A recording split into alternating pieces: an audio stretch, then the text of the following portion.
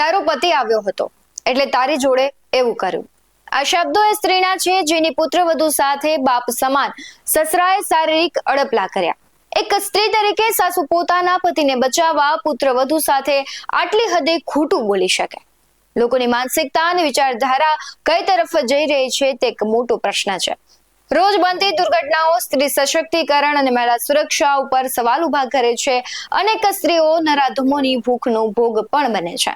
નરાધમોને સજા આપવાના પ્રયાસો થયા, પણ આ ઘટનાક્રમ પર સંપૂર્ણ બ્રેક નથી લાગ્યો હજુ સુધી. નમસ્કાર, આપની સાથે હું ભગવતી વિશાવડિયા. વિગતે વાત કરીએ તો રાજકોટમાં સંબંધોને શર્મસાર કરતી ઘટના સામે આવી છે. દીકરી સમાન ગણાતી વિધવા પુત્રવધુ સાથે ડોક્ટર સસરાએ શારીરિક અડપલા કર્યા છે, જેમાં પુત્રવધુએ સાસુને ફરિયાદ કરતા સાસુના જવાબથી પુત્રવધુ પણ ચોંકી ઉઠી. તેમાં સાસુએ કહ્યું કે એના શરીરમાં તારો પતિ આવે છે. અંતે 38 વર્ષીય વિધવા પુત્રવધુએ પોલીસ ફરિયાદ નોંધાવી, જેમાં હવસખોર તબીબ સસરા વિરુદ્ધ પોલીસ ફરિયાદ થતા સ્થાનિકોમાં ચકચાર મચે છે. સૌથી પહેલા પીડિતા મહિલા શું કહી રહી છે, આવો સાંભળીએ. મારા મેરેજ 2011માં થયા હતા. હું 2 વર્ષ સાથે જોડે રહી હતી, મારા સાસુ સસરા જોડે. પછી અમે લોકો ઘરકંકાસના કારણે અલગ થઈ ગયા હતા. અને પછી 2023માં મારા મિસ્ટરને એકચ્યુઅલ લીવર ફેલર થઈ ગયું હતું, જેના કારણે એમનું 1 મંથ પછી નિધન થઈ ગયું. અને એમના એકચ્યુઅલ લીવર ફેલરમાં મેં એમને મારું લીવર બી આપેલું હતું, 65% લીવર આપેલું છે, પણ છતાં બી એ બચી ના શક્યા. અને તે પછી અમે લોકો તમે અલગ રહેતા હતા? પછી અમે અલગ રહેતા હતા. હું ને મારો સન અલગ રહે છે. અને ત્યાં પછી અમારે ફરવા જવાનું થયું ગયા મે મહિનામાં. ત્યાં ચિત્રકૂટમાં ગયા હતા.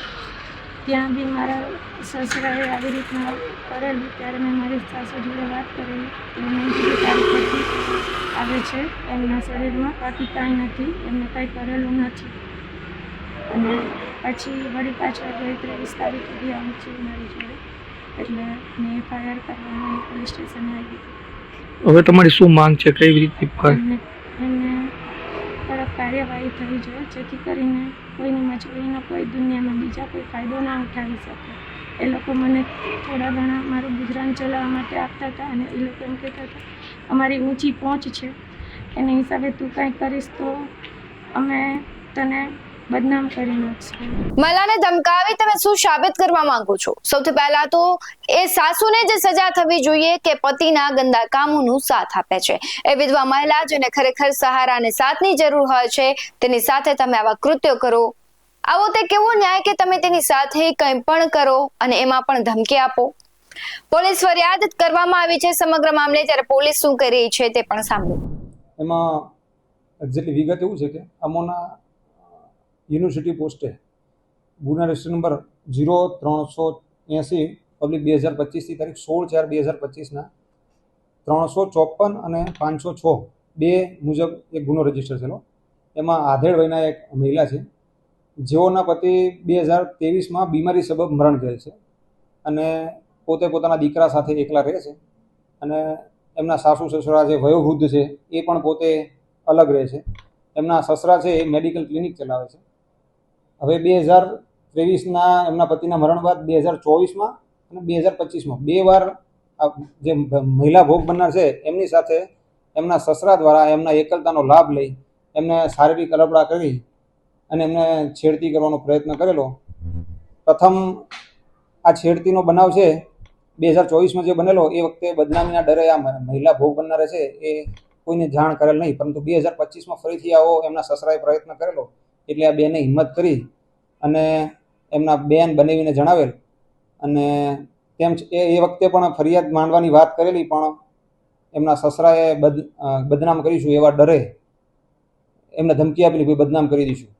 જેથી બાદમાં 2025માં એમના સસરા વિરુદ્ધમાં બેને હિંમત કરી ગુનો દાખલ કરાવેલો. અત્યારે ગુનો દાખલ કરેલ.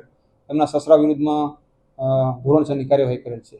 એ મૂળ શારીરિક અડપલા કરવા માટેથી એક સ્ટોરી ઊભી કરેલી અને બેનને પજવણી કરવા માટેથી. બાકી ખરેખર આવી કોઈ હકીકત જણાવેલ નથી.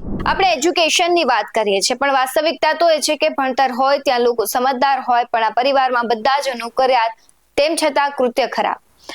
પીડિતાના સસરા હાલ કોઠારા મેઇન રોડ પર મેડિકલ સ્ટોરની દેખરેખ રાખે છે. સાસુ પણ તબીબ હોવાને કારણે પોતે પ્રાઇવેટ ક્લિનિક ચલાવે છે, તેમજ તેના જેઠ પણ ફિઝિયોથેરાપિસ્ટ છે. પરિવાર સાથે આ મહિલા ચિત્રકૂટ ફરવા ગઈ હતી ત્યારે પણ નરાધમ સસરાએ પીડિતાના ગાલ ઉપર, પેટ ઉપર તેમજ પ્રાઇવેટ પાર્ટ ઉપર હાથ ફેરવ્યા. તેણે સાસુને કહેવાનું કીધું તો સસરાએ કહ્યું કે તેણીને જગાડીશ નહીં, બાકી જોવા જેવી થશે અને હું ડરી ગઈ તેવું પીડિતા કહી રહી છે. હાલ પોલીસ કાર્યવાહી કરી રહી છે, પરંતુ આવી ઘટનાઓ છે દિવસે ને દિવસે વધે છે. સંબંધોને લાછન લગાવતા કિસ્સાઓ સામે આવે છે, સજા થાય છે, ફરી આવો વિવાદ આવે ત્યારે પોલીસ કાર્યવાહી કરે છે. આવી ઘટનાઓ દિવસે ને દિવસે વધી રહી છે. માત્ર રાજકોટ જ નહીં, સમગ્ર ગુજરાતમાં આવી ઘટનાઓ બને છે. અત્યારે અહીંયા પુત્રવધુ સાથે કરવામાં આવી છે, ક્યાંક બાપ છે દીકરી સાથે કરતો હોય છે. આવી ઘટનાઓ છે તેના ઉપર રોક લાગવું જોઈએ. અને આ મુદ્દે આપનું શું કહેવું છે કમેન્ટ કરી જરૂરથી જણાવજો.